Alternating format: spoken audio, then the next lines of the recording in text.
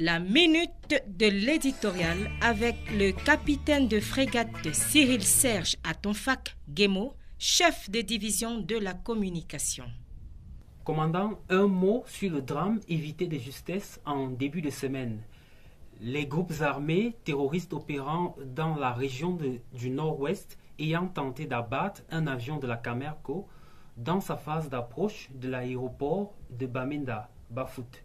Tout d'abord, mon lieutenant, disons pour simplement nous répéter que les ennemis du Cameroun, dramatiquement contrariés et de manière incontestable par le climat de décrispation observé dans les régions administratives du nord-ouest et du sud-ouest, entendent tout mettre en œuvre pour entraver le serein déroulement du processus de consolidation de la paix et la sécurité dans les dites régions, un processus qui signerait de fait définitivement l'échec de leurs ambitions d'y instaurer au mieux des zones de non-droit, au pire un confetti d'États fantoches facilement manipulables par les compagnies transnationales et les fonds spéculateurs.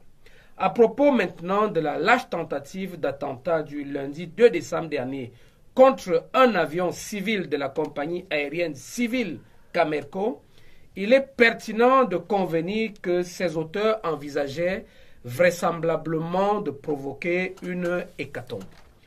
En effet, l'avion, un MA-60 aux couleurs caractéristiques de notre compagnie aérienne, qui assurait une liaison régulière entre les aéroports de Douala et Bamenda Bafut, avait à son bord une cinquantaine de personnes, membres d'équipage et passagers compris, tous des civils, devant en cette qualité bénéficier des garanties prévues par les conventions internationales spécifiques relatives à la protection des civils lors des conflits internes, si tant est qu'il y a conflit.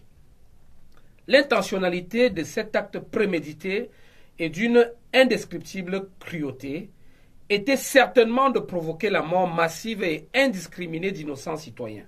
Cet acte, qui ne se justifie par aucune nécessité militaire, témoigne une fois de plus du mépris des anarchistes séparatistes envers les principes cardinaux de la conduite des hostilités, qui sont entre autres la nécessité militaire justement, l'humanité, la chevalerie et la proportionnalité.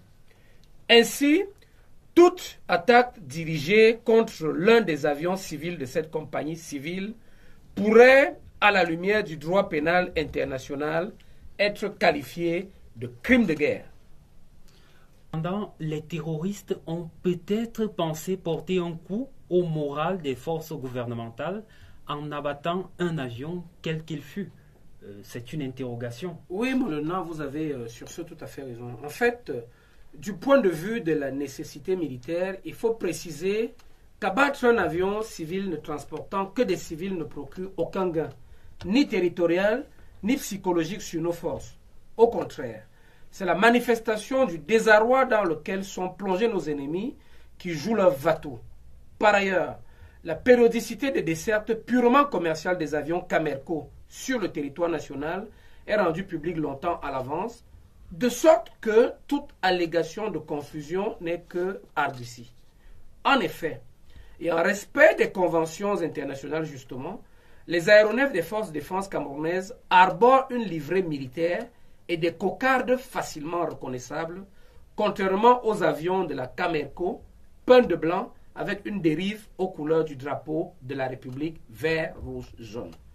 Et puisque les terroristes veulent camoufler leur funeste initiative derrière le fallacieux prétexte selon lequel les aéronefs de Camerco transporteraient des militaires et des cargaisons d'armes, nous leur rappelons qu'avec une flotte composée d'avions C-130, CASA 235, MA-60, avec de nombreux hélicoptères multirôles, tous en ordre de vol, l'armée camerounaise n'a nullement besoin de recourir à des avions civils pour assurer sa logistique. Nous leur rappelons aussi que nos aéronefs militaires survolent régulièrement les régions du nord-ouest et du sud-ouest, ce pour diverses raisons.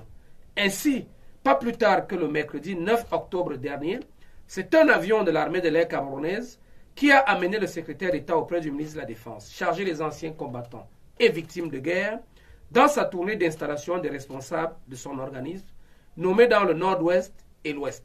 Son avion s'était donc posé sans encombre sur les aéroports de Bamenda Bafut et de Bafoussam Bamougoum. Alors, si des personnalités d'un si haut rang, autrement appelées des cibles de haute valeur ajoutée, empruntent des aéronefs militaires pour se rendre dans des zones où sévit l'insécurité, pourquoi et comment n'en irait-il pas de même pour les troupes et les matériels? L'État du Cameroun, qui est un État pleinement responsable, est parfaitement conscient des risques physiques ainsi que des suites juridiques présentées par un usage détourné et dangereux d'avions civils pour ne pas mettre en péril la sécurité des personnes et des biens. Une dernière remarque, c'est le silence plus que suspect des organisations d'une certaine société dite civile, gardienne, autoproclamée, de la conscience et de la morale humaine. Pas un mot de réprobation à l'adresse des terroristes. Pas un mot de compassion aux personnes ayant par miracle échappé au pire. Comme si ces organisations et les groupes terroristes émargeaient sur le même compte. La patrie vaincra, la nation triomphera.